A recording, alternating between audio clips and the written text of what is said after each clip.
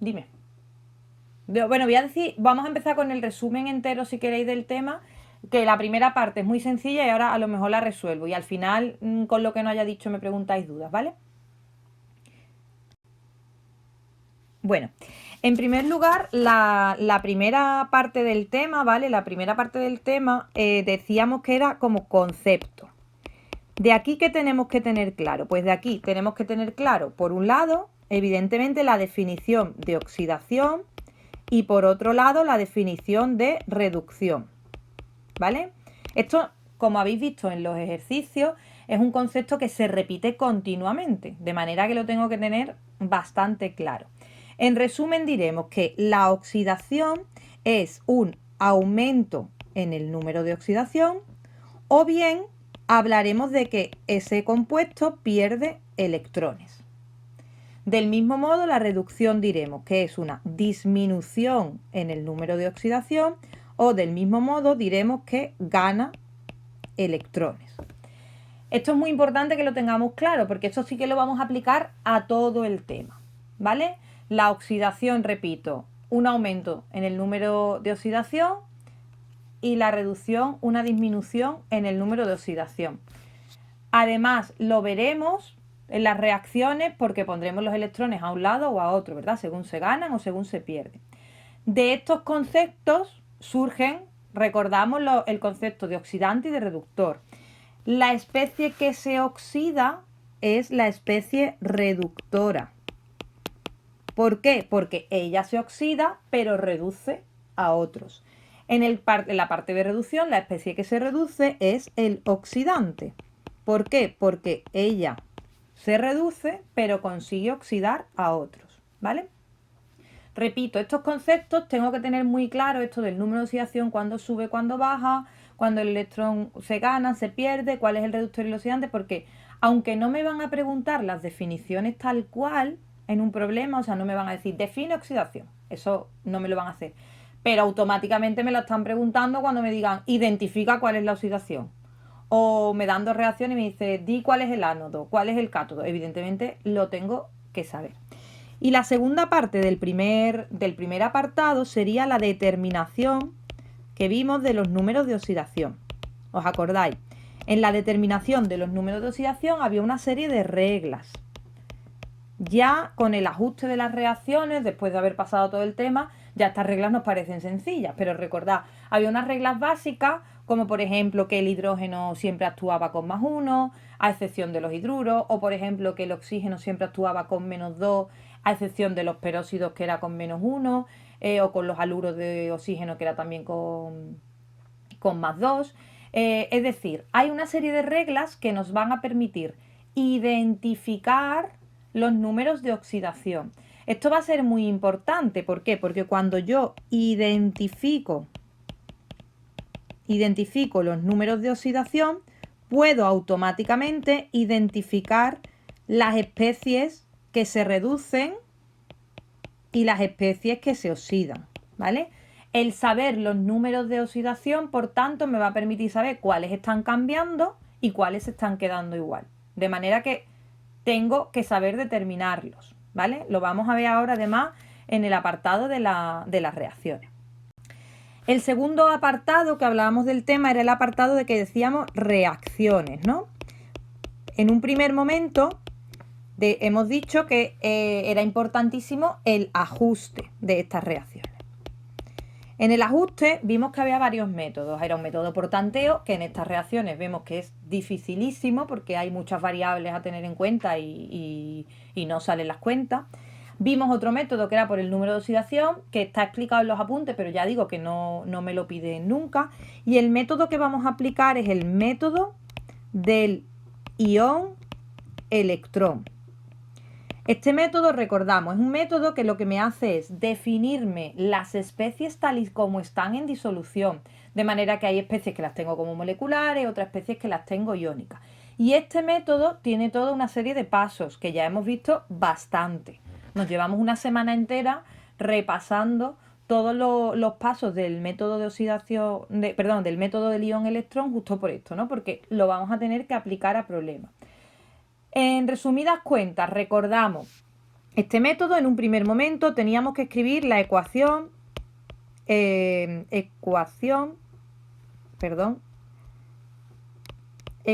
molecular. Tal cual, sin ajustar, ¿os acordáis? Tal y como venía en el enunciado. Ya habéis visto, porque habéis hecho problemas, que a veces la ecuación me la dan y otras veces directamente me la explican. Me dicen tal recompuesto reacciona con otro compuesto para dar tal. Los problemas no os preocupéis porque las fórmulas me las dan, ¿vale? A no ser que sean lo que ellos llaman fórmulas paradigmáticas, ¿vale? O sea, fórmulas muy fáciles. Pues, por ejemplo, el agua. Pues el agua probablemente no me den la fórmula, ¿vale? Porque ya se supone que la fórmula del agua la sabemos. Luego teníamos que hacer una ecuación iónica. Recordamos aquí que había que coger cada especie y dividirlas en sus especies iónicas. Y aquí, muy importante, recordamos que había una gran excepción, que eran los compuestos moleculares. Por ejemplo, el agua no se separa. El O2 no se separa, ¿vale? Todos aquellos compuestos que forman parte de una molécula no los separamos.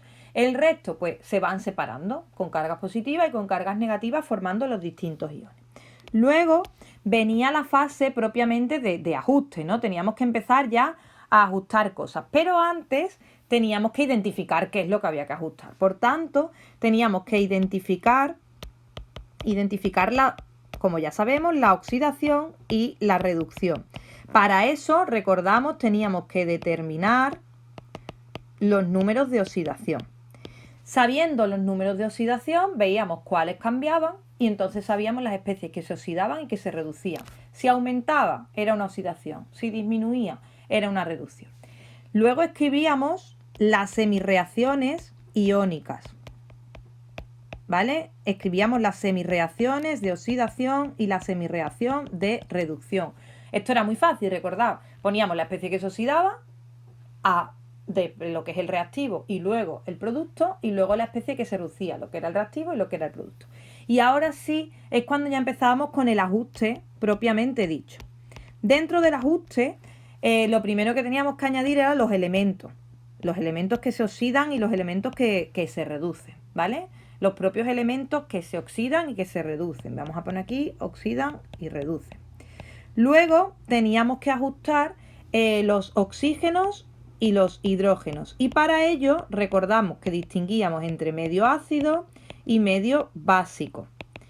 Recordamos, en el medio ácido añadíamos protones y agua y en el medio básico añadíamos OH- y aguas. ¿Vale? Esta norma era quizá la más compleja o la más liosa de todo el proceso. Sabemos que en el medio ácido tenemos que añadir agua donde falten oxígenos y en el lado contrario protones. En medio básico teníamos que añadir OH donde faltan oxígenos, el doble de OH de los oxígenos que falten y en el lado contrario tendríamos que añadir las aguas que fueran necesarias, ¿vale? De este modo ajustaríamos por un lado los oxígenos en primer lugar y luego los hidrógenos. Después de ajustar los oxígenos y los hidrógenos teníamos que ajustar las cargas. Y para eso lo que hacíamos era que sumábamos electrones y recordábamos, si en la oxidación se perdían electrones, significaba que en la reacción de oxidación los electrones los colocábamos sumándolos a la derecha y en la reacción de reducción se ganaban electrones, por tanto los colocábamos sumándolos a la izquierda. En el siguiente paso lo que teníamos que hacer era un equilibrado de electrones. ¿Esto qué significaba? Significaba que yo tengo que tener el número de electrones cedidos es igual que el número de electrones captados. De manera que yo lo que tenía que hacer era ver las dos semirreacciones y hacer el mínimo común múltiplo de los electrones que tengo en una y de los electrones que tengo en otra. Después de esto yo cogía las dos semirreacciones y las sumaba, de manera que me daban la ecuación iónica ajustada. Y con la ecuación iónica ajustada, yo ya comparando con lo que tengo en el enunciado, para que no se me olvide nada, ya tengo la ecuación molecular ajustada. Repito, tengo que comparar con lo que tengo en el enunciado para que no se me olvide nada. Ahí pueden aparecer, ojo, recordamos que podían aparecer iones espectadores. De manera que tenemos que tener cuidado porque hay especies que yo no las tengo en la ecuación iónica, pero luego me aparecen en la molecular. Todo eso lo tengo que tener en cuenta. En los problemas me van a dar un punto por hacer todo esto. Es decir, yo no puedo coger un problema y plantar la reacción final, sino que me van a pedir todo el proceso. ¿Vale? Me van a pedir todo el proceso. Recordamos, hay una serie de pasos que los puedo hacer a la vez. No tengo que ir paso a paso. Por ejemplo, cuando yo ya empiezo a ajustar, evidentemente eso todo lo hago en el mismo. Pero quiero decir que cuando tengo que hacer este ejercicio, me van a pedir, repito, todos los pasos. Yo no puedo coger y decir, la ecuación ajustada es la siguiente y la planto. Eso me lo van a poner mal. ¿Vale? Por eso hemos hecho tanto hincapié hace un par de semanas en practicar el ajuste, porque va a ser completamente necesario. La segunda parte de los problemas, ¿vale? Tenemos los problemas, hemos visto que en el primer apartado el ajuste y en el segundo apartado ya hemos visto que los problemas van a ser problemas de estequiometría. Es decir, me van a dar una serie de datos. Yo voy a tener que ajustar la reacción en el primer apartado, con el proceso que acabamos de ver. Y en el segundo apartado yo voy a tener que hacer cálculos estequiométricos. Para hacer cálculos estequiométricos, recordamos, me pueden dar una serie de datos, ¿vale? Ahora mismo me dan igual los datos que me den. De los datos que me den, yo los tengo que convertir a moles de una sustancia A, vamos a llamar. Luego los tendré que convertir a moles de una sustancia B. Y de estos moles de la sustancia B yo ya conseguiré el resultado del problema. Los datos, ¿qué me pueden dar como datos? Pues me pueden dar muchas cosas como datos. Me podrían dar una molaridad, me podrían dar, como ya sabemos, densidades, me podrían dar masas, me podrían dar riquezas o porcentajes en masa, ¿vale? Lo pongo así de forma genérica cuando hablamos de riqueza o de porcentaje en masa. Me pueden dar bastantes tipos de datos. Yo tengo que ser capaz de, con esos datos, conseguir los moles. ¿Cómo lo voy a conseguir? Pues a partir de los cálculos que ya sabemos de estequiometría. En el resumen que os he colgado del tema, en el apartado, en la carpeta que podéis encontrar de resumen, vais a ver un cuadrante con los posibles cálculos que nos van a pedir hacer, ¿vale? Con paso a paso. Ya lo tenéis también en papel y ahora lo tenéis tanto en el resumen como el documento en sí. Cuando ya tengo calculados los moles, lo que tengo que hacer es, a partir de la relación estequiométrica, calcular los moles de la otra sustancia. La sustancia A, he llamado A, que es de la que tengo datos, y a partir de la relación estequiométrica calculo los moles de la sustancia B. Y por último, lo que tendré que hacer es, cuando ya tengo los moles de B, pues ya los convierto al resultado que me pidan. ¿Qué resultado me pueden pedir? Pues a veces me pueden pedir directamente moles, otras veces me pueden pedir volumen, otra vez me pueden pedir masa, otras veces me pueden pedir una cierta molaridad. Es decir, yo a partir de los moles tengo que ser capaz de obtener cualquier otro dato. Otro dato de los que nos pueden dar y de que nos pueden pedir van a ser cuando hablemos de gases. En esos casos, recordamos, también hacemos uso de la ecuación de los gases ideales, ¿vale? Que esta ecuación la vamos a usar ya siempre, esa ya la hemos aprendido y ya la sabemos. P por V es igual a NRT, tanto en los datos que me dan como en los datos que yo tengo que ofrecer en el resultado. De manera que los problemas, voy a tener una primera parte que es ajuste. La complicación de ese apartado va a ser según lo complicada o no que sea la reacción. Y luego voy a tener la parte de estequiometría, que son problemas tipo los que se vieron en primero de bachillerato o muy parecidos a algunos apartados de los que hemos visto también en ácido base. El siguiente apartado del tema es el tema de electroquímica. El tema de electroquímica lo que nos va a permitir, junto con el tema de electrólisis, es relacionar la energía química con la energía eléctrica. En primer lugar, el concepto, es decir, ¿qué es la electroquímica? Bueno, pues como concepto diremos que la electroquímica es conseguir pasar energía química a energía eléctrica. Eso es lo que consiste la electroquímica, ¿vale? Yo hago una reacción química y a partir de ahí consigo generar electricidad. ¿Dónde ocurre o dónde tiene lugar ese proceso? Normalmente en lo que llamamos pila. Además de las pilas lo vamos a llamar celda o galvánica o electroquímica, ¿vale? La vamos a usar indistintamente. La palabra pila, la palabra celda o incluso célula, galvánica o electroquímica. O directamente pila a secas, ¿vale? Ahora, ¿qué es una pila?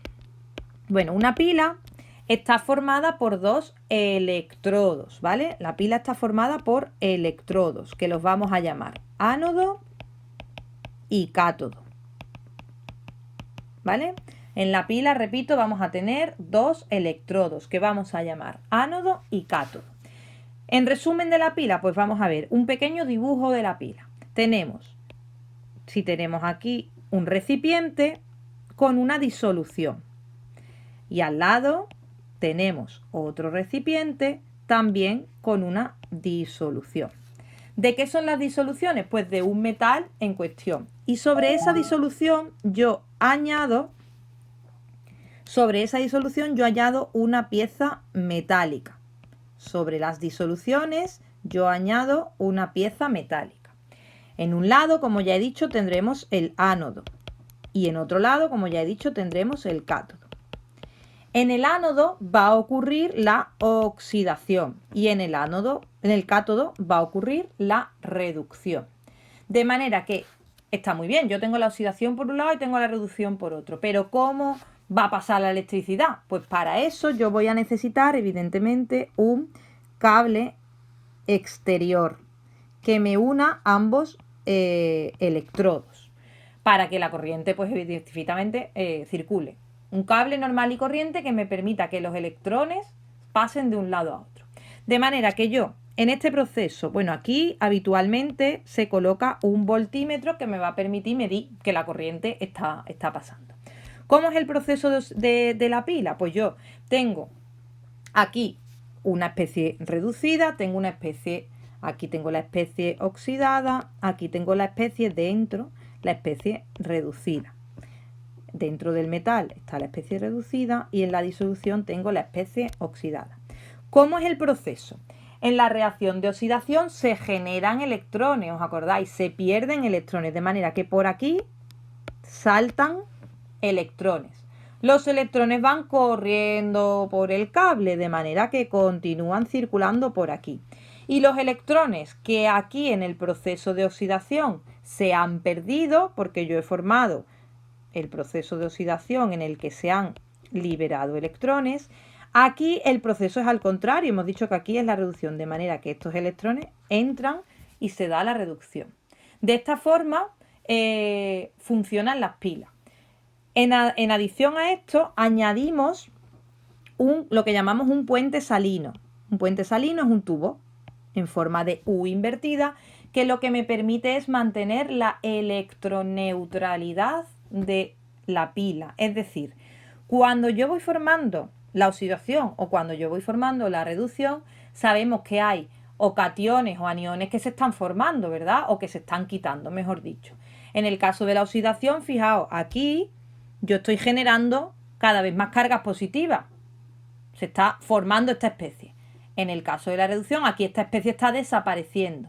De manera que aquí esto se iría cargando y esto también se iría cargando. Para evitar que esto se cargue, lo que hacemos es añadimos este tubo salino, ¿vale? Que también puede ser una membrana, hay varias formas de ponerlo, para que haya movimiento de iones y entonces me permita que la pila al final esté neutra, ¿vale? En cuanto a iones, esté neutra. De la pila, este es un poco el funcionamiento, para que sepamos cómo funciona, cómo la tenemos que escribir. No nos van a pedir el dibujo, ¿vale? Lo que nos van a pedir es una forma o una notación simplificada. Para eso vamos a escribir, en primer lugar, el ánodo, como ya sabemos, ¿vale? Lo voy a poner aquí, el ánodo, de manera que escribiremos la forma reducida barra forma oxidada. Y luego pondremos una doble barra que va a representar al puente salino y por otra parte escribiremos la reducción, es decir, el cátodo, que será la forma oxidada barra forma reducida. Si os fijáis en la notación es como yo escribo las reacciones. Hacia allá, esto es una reacción de reducción y hacia allá, esto es una reacción de oxidación. De manera que primero escribo el ánodo y luego escribo el cátodo. Esto, cuando lo tengamos escrito en forma de reacción, va a ser muy fácil, porque pongo primero la reacción de la oxidación, doble barra, luego la reacción de la reducción. Recordamos, en vez de, cuando tengo las reacciones escritas, en vez de poner flechita, pongo una barrita aquí y me olvido de escribir electrones, y en vez de poner flechita, pongo una barrita aquí y me olvido de escribir electrones. Esta sería la notación simplificada de la pila. ¿Qué más me pueden pedir de las pilas? Pues todo el tema de los problemas va a ser o esto que os acabo de decir de la notación simplificada de la pila, que me lo suelen pedir con frecuencia, o también me pueden pedir el tema del potencial, ¿vale?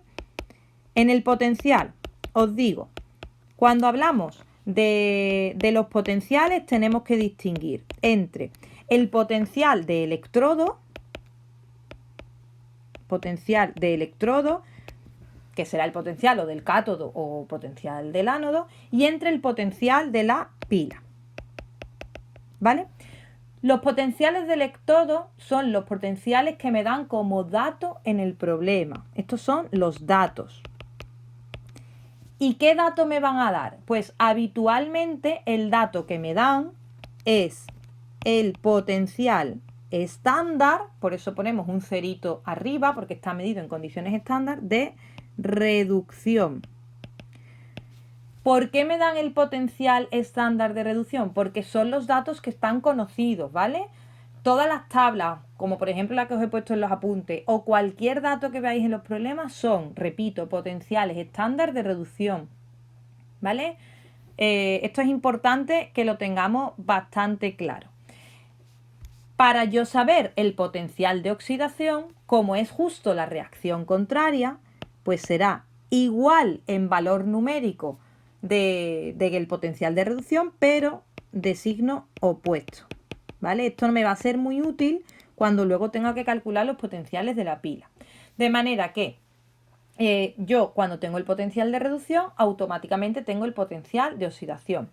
Además, cuando a mí me dan el potencial de reducción, me lo dan indicando una serie de especies entre paréntesis. Me ponen E0 de reducción, o simplemente no ponen directamente reducción, sino que me ponen E0, por ejemplo, E0 y me ponen A, B. ¿Vale? ¿Esto qué significa? Significa que la reacción de reducción va a tener la siguiente forma. Va a ser A que va a pasar a B. Por eso están en ese orden escritos. Por eso aparece aquí A y luego B. Porque la reacción de reducción será A que pasa a B. Evidentemente, yo ahí tendré que ajustar los electrones. Es lo único que tengo que ajustar, ¿eh? El número de átomos que tengo de cada especie y los electrones. Aquí no tengo el método del ion-electrón. Si tengo ese par redox, la reacción de oxidación, ¿cuál va a ser? Pues justo la contraria. B que va a dar A. Entonces, cuando a mí me dan el dato del potencial estándar de reducción, me están dando un valor numérico, pero además me están dando una información cualitativa. Es decir, me están diciendo cuál es el proceso de reducción y cuál es el proceso de oxidación, cuál es el reactivo y cuál es el producto.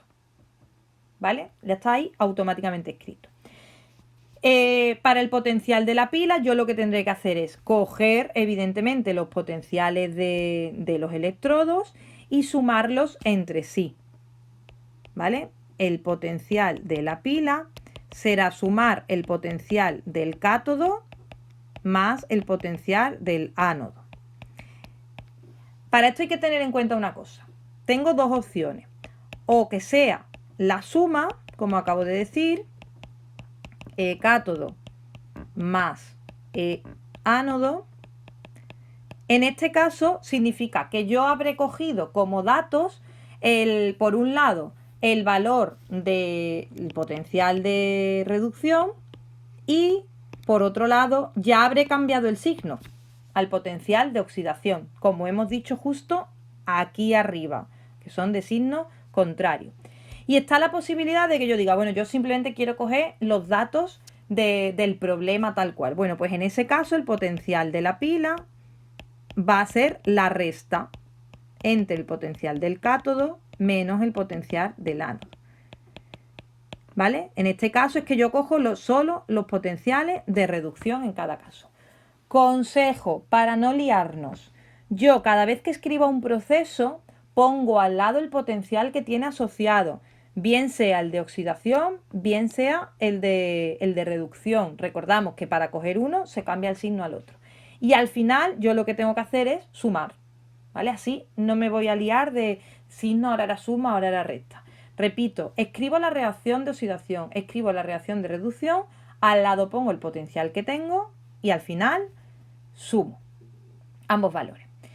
¿Qué dos situaciones vamos a tener? Pues que a mí o me imponen unas condiciones o que me piden indicar el proceso, ¿vale? Repito, las dos situaciones que yo voy a tener va a ser o que me imponen una serie de condiciones, es decir, me dicen, como habéis visto en los problemas, ¿ocurrirá que el cobre reaccione con esto? Es decir, eso ya es una condición. O sea, me están diciendo, ¿esto va a ocurrir?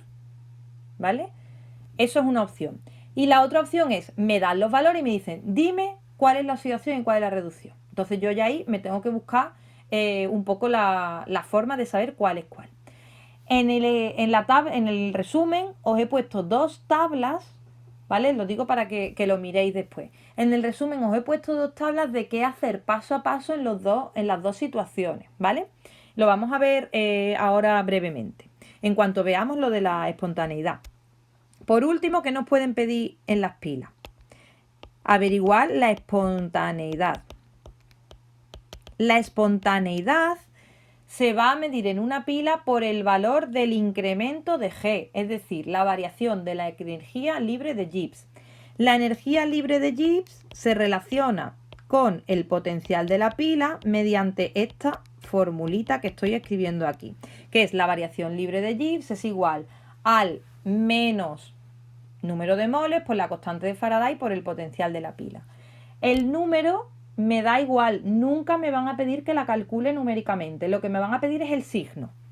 De manera que yo sé que aquí hay dos posibilidades, que la E de la pila sea mayor que 0 y por tanto incremento de G sea menor que 0, o que la E de la pila, el potencial de la pila, sea menor que 0 y por tanto incremento de G sea mayor que 0.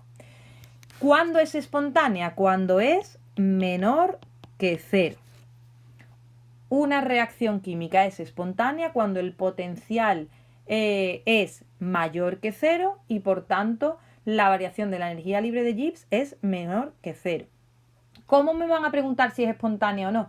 Es muy raro que en un problema me digan, ¿es espontánea esta reacción? No, lo que me lo van a preguntar ¿es posible esta reacción?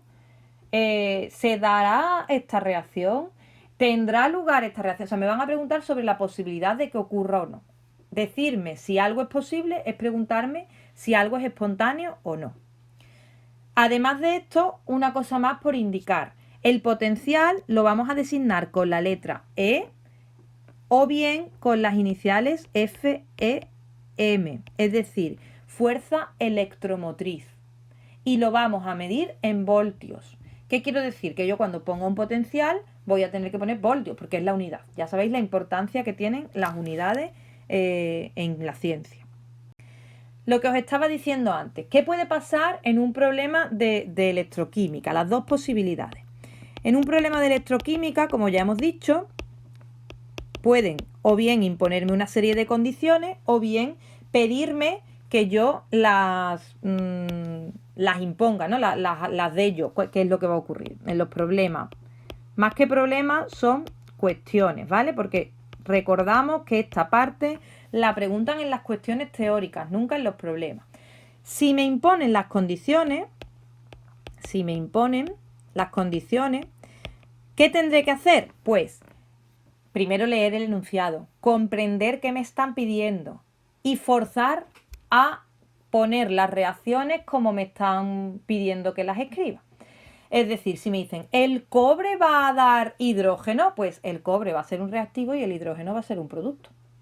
¿Va a reaccionar el hierro con el ácido clorhídrico? Pues el H+ del ácido clorhídrico va a ser un reactivo y el hierro también va a ser un reactivo. O sea, esas son condiciones que a mí me imponen.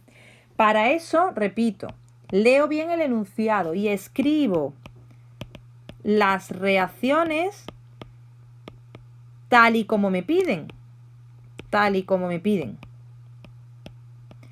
Si tengo alguna duda de cuál es el reactivo y cuál es el producto, recordad, me voy a los potenciales estándar. Recordamos, en los potenciales estándar ponía la E0 a B, de manera que la reacción de A a B era la reducción y la reacción de B a A es la oxidación, ¿vale? A lo mejor en el problema me está diciendo, ¿el hierro reacciona con el ácido clorhídrico para dar hidrógeno molecular? Pues el hierro, y ahora digo, ¿y a qué pasa el hierro? Pues me voy al par que sea y a lo mejor me pone aquí hierro 2+. Bueno, pues es hierro 2+, ¿vale? Me lo pondrá en el sentido, repito, de la reducción. Ya me han impuesto las condiciones. Yo ya he escrito la reacción de reducción, ya he escrito la reacción de oxidación. Ajusto la reacción, ¿vale? El siguiente paso, evidentemente, sería el ajuste de la reacción. Escribo las reacciones, luego ajusto. ¿Cómo se ajustan? Recordamos, añadimos, si yo tengo dos átomos a un lado y un átomo al otro, pues ajusto eso y ajusto los electrones, ¿vale? Es lo único que voy a tener que ajustar en este tipo de ejercicio. Con el ajuste, ajusto los electrones y luego sumo para obtener la ecuación global, ¿vale? Sumo una y la otra. Y en la ecuación global tendré que calcular, evidentemente, el potencial de la pila.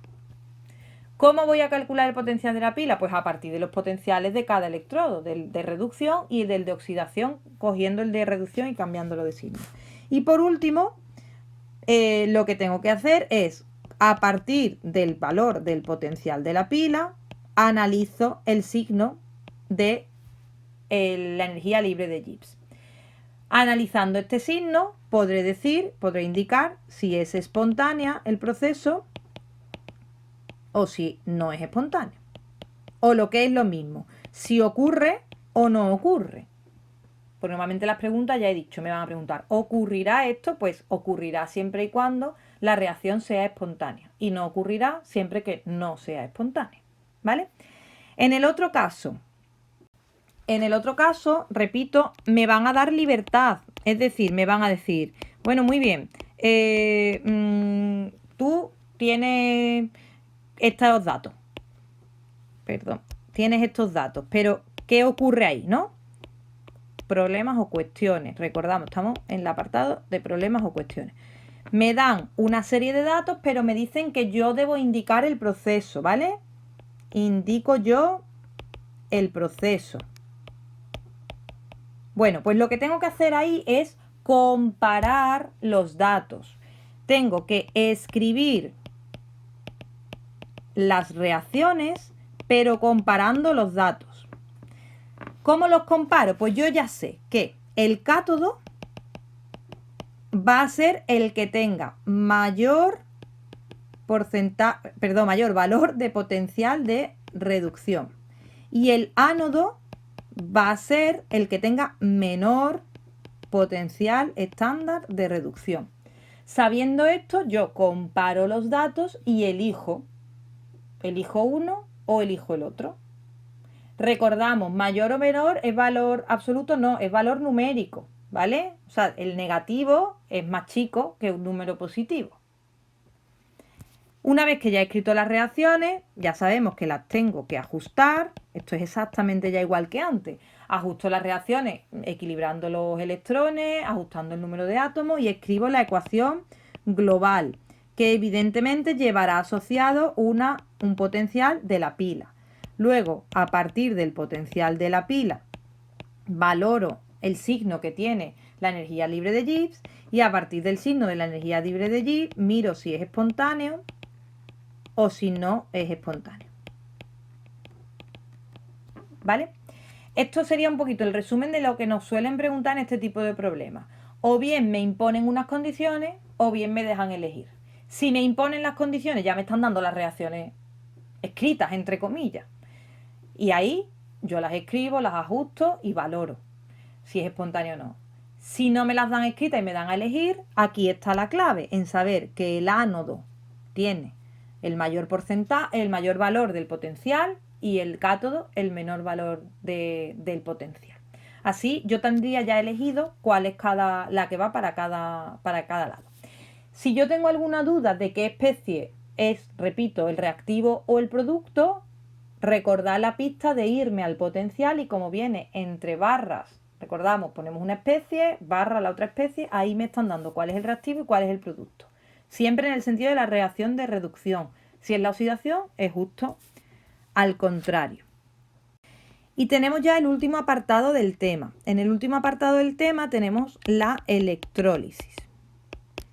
En la electrólisis, en primer lugar, al igual que hemos dicho en la electroquímica, estos son procesos que me van a relacionar la energía química con la energía eléctrica. En el caso de la electrólisis, el concepto es justo el inverso al que teníamos en electroquímica. Es decir, yo aquí, a partir de energía eléctrica, obtengo energía química. ¿Os acordáis que esto es justo al contrario que lo que ocurría en el proceso de electroquímica? Aquí yo necesito sí o sí una batería, un grupo electrógeno, un motor, algo que me dé energía y a partir de ahí consigo que se dé la reacción química.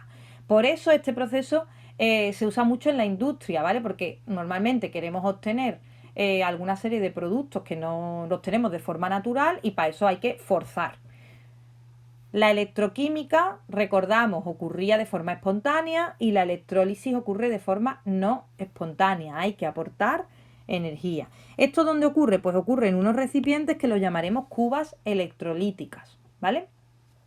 La cuba electrolítica es parecida a la pila, ¿vale? Ocurren los mismos procesos que ocurren en la pila, pero ocurre todo en un mismo recipiente.